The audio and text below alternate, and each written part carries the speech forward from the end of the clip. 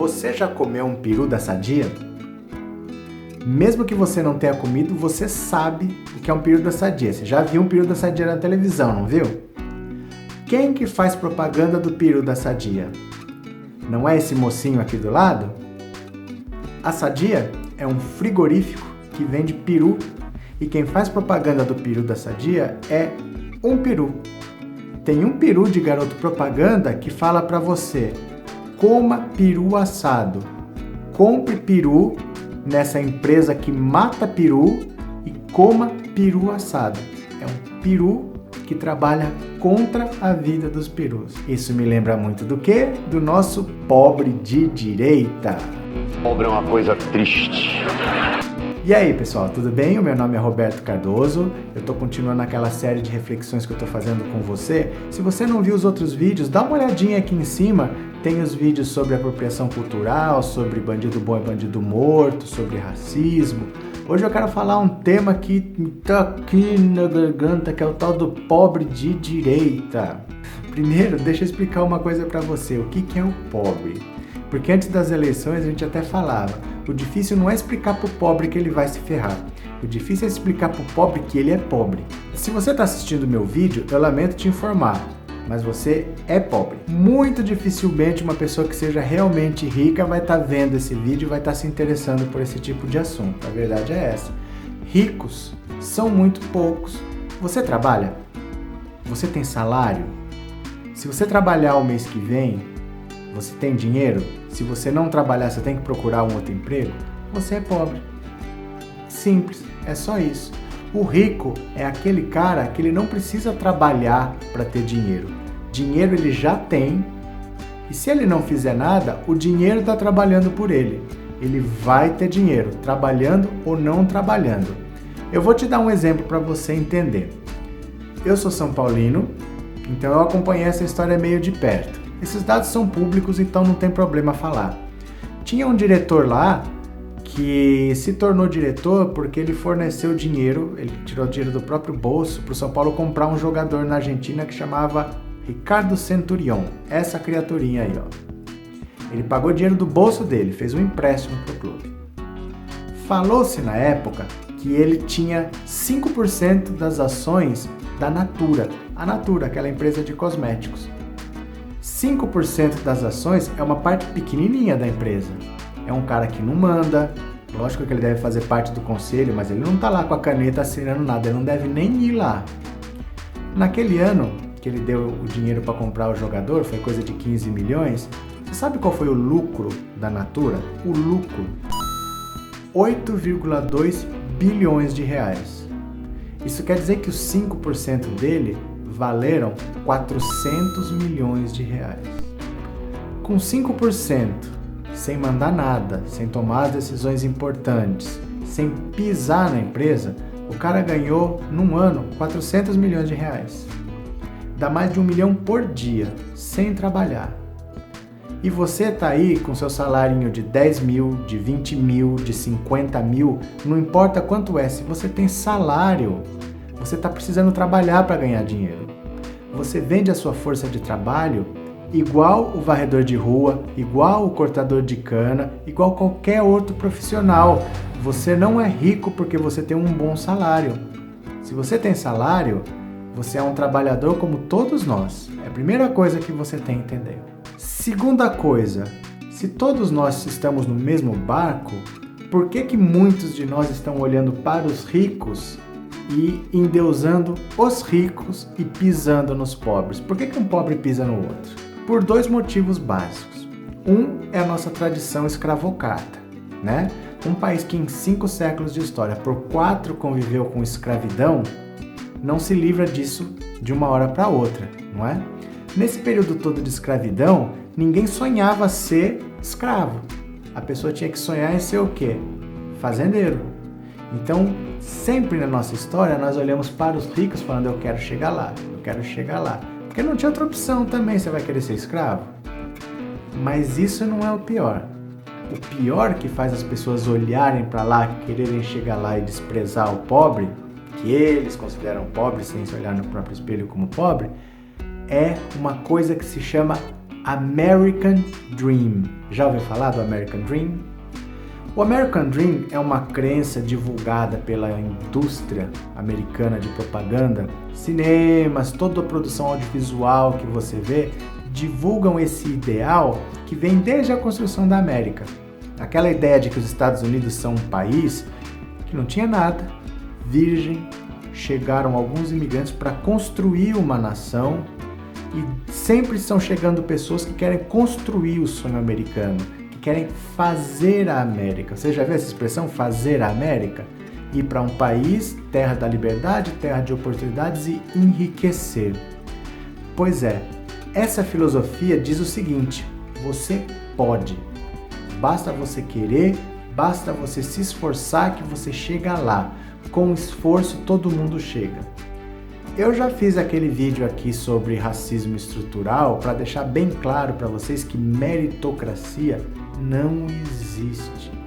Gente, isso é uma ilusão, essa história de que você pode, que você consegue, isso é o American Dream, que é uma falácia. Por que que não é verdade? Olha na sua volta. Quantas pessoas você conhece que nascem pobres e morrem pobres? E quantas você conhece que nascem ricas e morrem ricas? Não são sempre as mesmas pessoas? Normalmente quem tem dinheiro tende a manter aquele patrimônio. Pouca gente perde, pouca gente ganha. Tem alguma mobilidade, mas muito pequena. Normalmente aquele grupo é aquele lá. São aquelas famílias tradicionais, que têm terras, que têm as empresas. E você tem do outro lado um monte de gente que trabalha, mas fica por ali, melhora um pouco de condição de vida, é verdade, mas isso não quer dizer que fica rico. Eu já te expliquei o que é rico. Você não conhece ninguém que ficou rico. Você conhece alguém que melhorou de vida, que progrediu, que conseguiu um bom emprego, com um bom salário, mas não que ficou rico. Você não conhece ninguém que ficou rico. Por causa dessa ilusão de que você vai ficar rico, eu já vi gente que vendeu casa, que investiu praticamente tudo que tinha, porque quis montar uma paleteria. Lembra daquela moda das paleterias? O cara achava que ele ia ficar rico vendendo um picolé a R$10 só porque tinha um pouquinho de leite condensado dentro. Por que o cara acredita numa besteira dessa? Tal do American Dream. Ele acha, você pode, você consegue, vá lá. Agora a moda é o quê? Barbearia. Em todo lugar abre uma barbearia, tá na moda.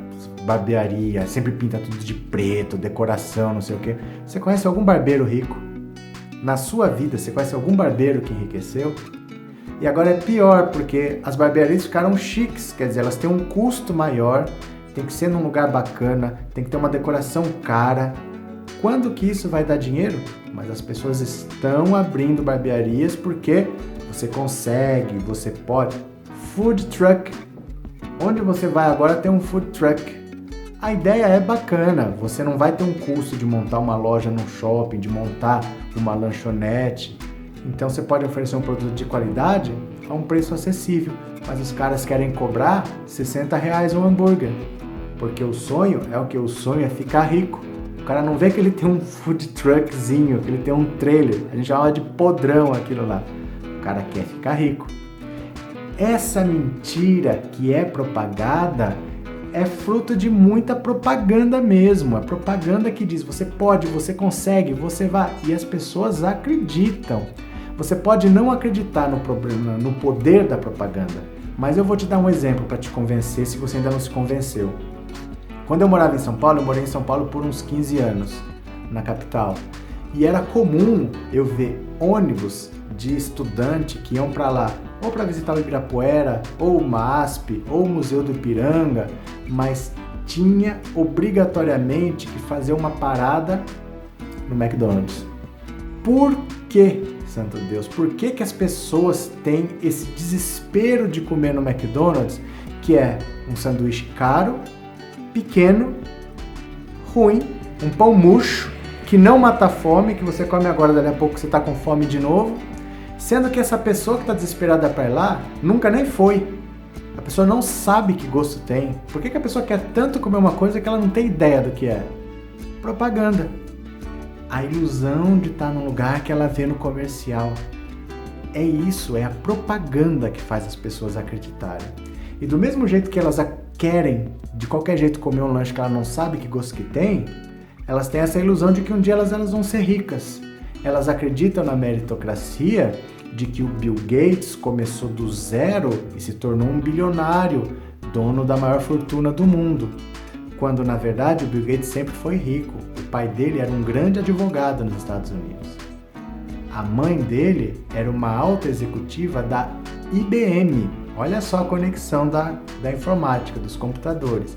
E ele estudou num colégio em que o forte era esse início da computação. O pessoal estava investindo muito naquela época. Então ele estava numa família que tinha dinheiro, a mãe tinha contato dentro da IBM para apresentar o menino prodígio e ele estudou num colégio que deu essas ferramentas para ele. Se ele tivesse nascido em Uganda, se ele tivesse nascido nas margens de um igarapé na Amazônia, nunca teria sido quem foi. Então não é meritocracia, ele se esforçou, ele chegou lá. Ele teve todas as ferramentas de que ele precisou. Com talento, com trabalho, mas sem essas condições não chegaria lá.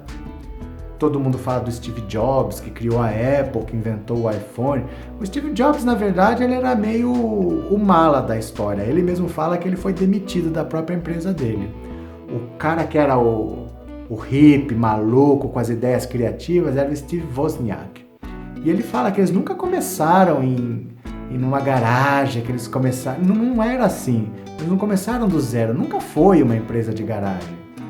O Trump, que é o mega empresário, que todo mundo fala que enriqueceu, outro exemplo de empreendedorismo e tal, ficou famosa a fala dele. Dá uma olhada aqui o que ele falou, ó.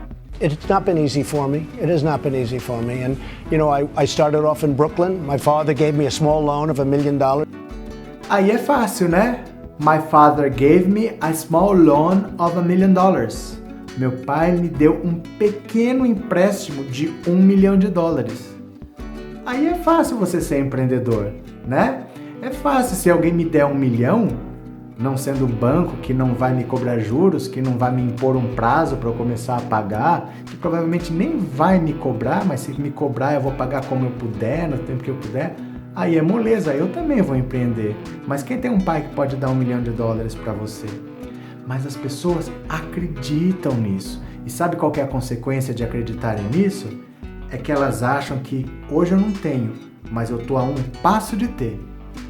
Amanhã eu vou ter. Eu vou dar o meu melhor, eu vou me esforçar e eu vou conseguir. Essa ilusão faz o pessoal perder dinheiro nessas aventuras e dar dinheiro para quem é o verdadeiro tubarão da história. Os peixinhos acabam mantendo essas pessoas cada vez mais ricas porque elas ficam acreditando nesse sonho e vão entrando nessas aventuras loucas. E faz também a pessoa, como ela acha que ela está aqui, mas amanhã ela não vai estar, ela não se sente como parte desse problema. Então ela fala, hoje eu tô aqui, mas amanhã eu não tô. Eu não vou brigar para melhorar isso daqui. Deixa isso aqui para lá, isso é uma questão de tempo. Amanhã eu já não tô mais. Gente, nessas últimas eleições, eu via colegas meus que trabalhavam comigo, que ganhavam a mesma coisa que eu, encherem a boca para falar assim, eu sou capitalista com orgulho. Cara, você é capitalista onde? Você tem capital? Para você ser capitalista, você tem que ter capital, não é? Onde é a sede das suas multinacionais que eu gostaria de conhecer? Capitalista onde? Proletário. Mas o cara não se enxerga porque ele acha que amanhã ele não vai estar ali. A consequência, eu acho que talvez seja a mais perversa desse raciocínio, é não só amanhã eu não estou aqui porque eu vou fazer sucesso, é o contrário. E quando eu não fizer sucesso? Aí o fracasso também é seu. Então, se você não conseguiu, a culpa é sua. Não é porque o sistema te impede, não é porque os ricos vão sempre ficar ricos, se você quiser concorrer com o cara vai te sufocar. Não, a culpa é sua, o fracasso é seu. Isso leva as pessoas para depressão, que é a doença da moda não por acaso, leva as pessoas, às vezes, a tentar uma fuga no álcool, nas drogas, ou o que a gente está mais vendo hoje. Essa frustração, esse fracasso, essa sensação de impotência gera um ódio, uma revolta que essa pessoa canaliza para algum lugar. Ela vai canalizar esse ódio para os gays, para os negros, para as mulheres, e é o que a gente está vivendo hoje. Essa ideia de que você pode, que você consegue, quando você não consegue, te coloca no chão. E o cara nunca pensa, não dá para conseguir, porque ele já se convenceu de que ele tem que conseguir, que ele vai conseguir, que é uma questão de tempo, por causa da propaganda. E infelizmente, leva para a situação em que nós estamos. As pessoas estão cada vez com mais ódio, estão cada vez mais frustradas, estão cada vez mais descontando os ódios em quem não tem nada a ver com aquele peixe, e nós estamos nos aniquilando como nação. A gente não consegue parar, esfriar a cabeça e refletir, pera, como nós vamos todos sair desse buraco? Porque o cara sequer se vê nesse buraco. Ele não se vê sequer parte do problema. Ele fala, eu tô aqui, mas amanhã eu não tô. Se eu não tô, a culpa não é minha. É o governo que é ladrão, eu tenho que tirar o governo. É porque aquele cara lá é uma prostituta que ela tem que morrer. É porque o mundo, a sociedade está acabando, vão destruir a família. É porque isso, é por causa da novela, é por causa da televisão. Ele arruma bodes expiatórios. Esse é o pobre de direita. É um passo pro fascismo, pro totalitarismo, porque é mais fácil botar a culpa nos outros. É mais fácil ir lá em Roraima e tacar fogo nas coisas dos venezuelanos, que são uma gente que está sofrendo também, está tentando a vida do outro lado da fronteira para não morrer, mas o cara vai lá e usa de bode expiatório, taca a roupa nas coisas do cara. Um cara como o haitiano, o país já é pobre, o país mais pobre das Américas é o Haiti. Sofre um terremoto que devasta o pouco que tem. Os caras saem de lá para tentar a vida, estão trabalhando, o cara vai lá agredir um haitiano. Tudo bode expiatório para encobrir a própria frustração. E cá para nós, né, gente? Você falar assim para mim, mas eu conheço várias pessoas que trabalharam, deram duro e conseguiram, enriqueceram. Não, você não conhece. Você conhece pessoas que melhoraram de vida. Você conhece pessoas que tiveram algum progresso, mas que enriqueceram, você não conhece. Mesmo que você conheça, talvez você conheça um, acho difícil, mas se você conhece um, é a exceção. Porque olha só, eu tive uma experiência na minha vida, quando eu estava no colegial, que isso mudou a minha maneira de pensar. Eu tive aula de filosofia, que era uma coisa que todo mundo deveria ter. Me ensinou a pensar de maneira lógica. Vou resumir rapidamente para você o que é pensamento lógico. Exemplo clássico de filosofia grega, 2500 anos. Todo homem é mortal. Sócrates é homem. Conclusão, Sócrates é mortal.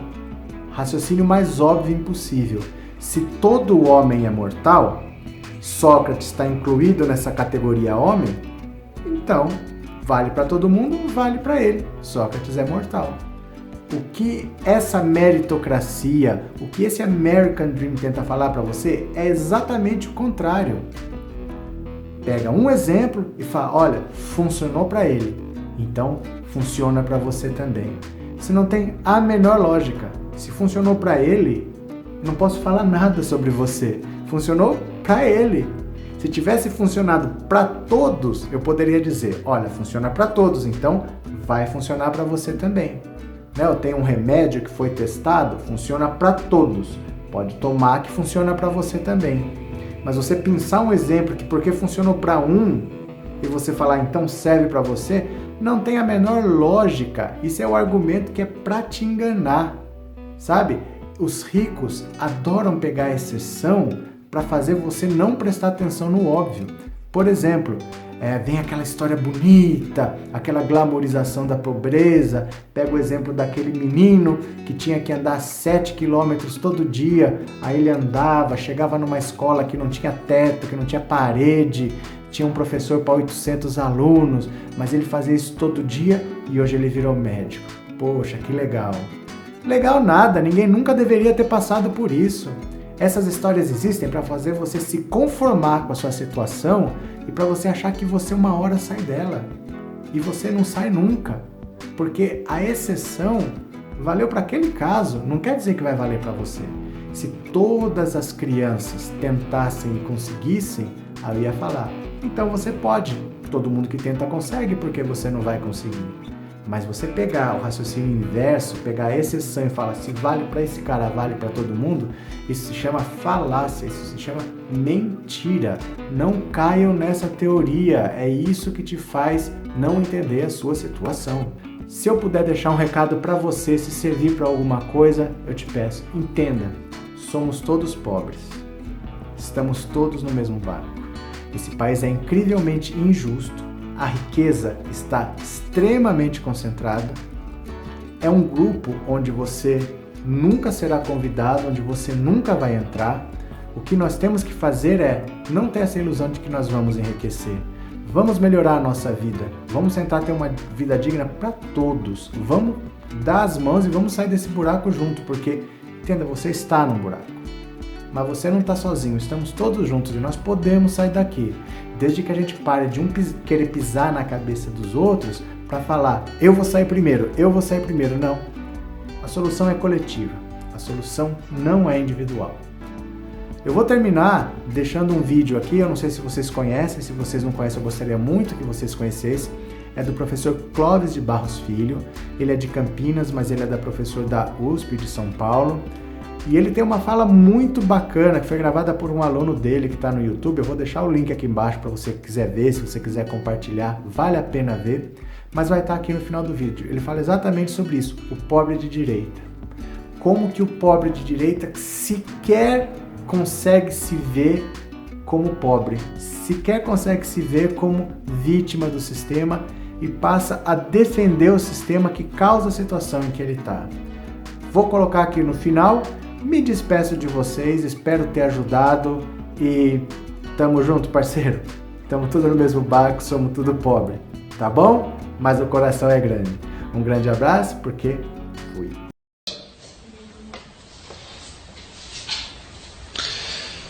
E para que essa dominação ideológica de classe fique clara, para que você entenda que burgueses e proletários concordam, para que você entenda que o proletário não pode se sentir dominado, porque ele sequer se vê pertencendo a uma classe oprimida, eu te dou um exemplo que fecha a aula. Quando eu passei no concurso aqui, eu fui comemorar com a minha família.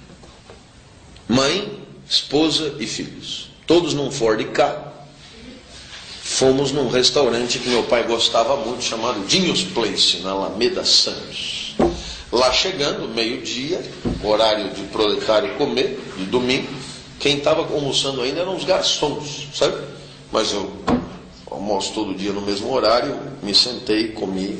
Quando terminou a refeição, muito boa comida, aliás, eu dei vários cartões de crédito para dar o limite e fechamos a conta. Terminou a refeição, pedi para alguém buscar o carro enquanto o outro ficou ali. Ele perguntou, o senhor gostou? Eu gostei. Achei caro, mas eu gostei. Aí ele falou, o senhor tomou bebida alcoólica? Eu falei, não. Ah, então eu sei exatamente quanto o senhor gastou. É mais do que o que eu tiro no mês. Então veja que eu estava quieto no meu canto. E o sujeito veio me provocar. Então veja só que interessante a conversa. Eu perguntei pela primeira vez, te parece justo que alguém gaste no almoço mais do que você ganha no mês? Foi que ele respondeu. Ele respondeu que não? Ah, você não entendeu tudo errado. Ele respondeu que sim. Porque afinal de contas as pessoas que estavam ali eram doutores, tinham estudado muito, tinham se preparado muito e claro, eles tinham condições de ir lá, enquanto ele não teve que trabalhar desde criança. Então eu perguntei, te parece justo que uns tenham podido estudar tanto e outros tenham que trabalhar mais? Foi que ele respondeu que sim. Porque ele veio do Nordeste e não tinha como, tinha que trabalhar para poder completar o orçamento familiar, etc. E tal. Mas te parece justo que alguns tenham que se deslocar da onde moram para poder... Sim. E assim eu perguntei 300, te parece justo? E 300 vezes ele repetia que sim. Você percebeu? Ele é um defensor do sistema. Ele terminou dizendo, e ainda tem um lance aqui, quando termina nosso expediente, a carne que sobra, eles nos dão e a gente ainda faz o churrasquinho à noite lá em casa. Aquilo me revoltou a um ponto. Porque te parece justo que você tenha que comer a sobra, se sobra houver? Pô, ainda tem que dar graças a Deus, doutor. Os caras estão dando a carne de primeira. Eu não sei se você percebeu, mas a dominação ideológica é assim. É quando o sujeito é o primeiro a defender as coisas como elas são. É o primeiro a achar que existe justiça onde há um flagrante desequilíbrio. A dominação ideológica dispensa que você bata. Você não precisa bater, o sujeito já está previamente convencido. De certa maneira, quais são os países que os Estados Unidos invadem militarmente? São aqueles que ideologicamente não se alinham. Não precisa invadir o Brasil. O Brasil é totalmente dócil à ideologia da globalização, da americanização do mundo. Aqui não precisa invadir. Já estamos pré-convencidos. Quanto aos países que não invadem, aí fazemos pressão física, pressão econômica, retaliação e, em último caso, a invasão militar. É a mesma coisa. Eu só vou recorrer à violência quando a ideologia não fez o seu papel. E quando é que a ideologia não faz o seu papel? Muito raramente. Muito raramente.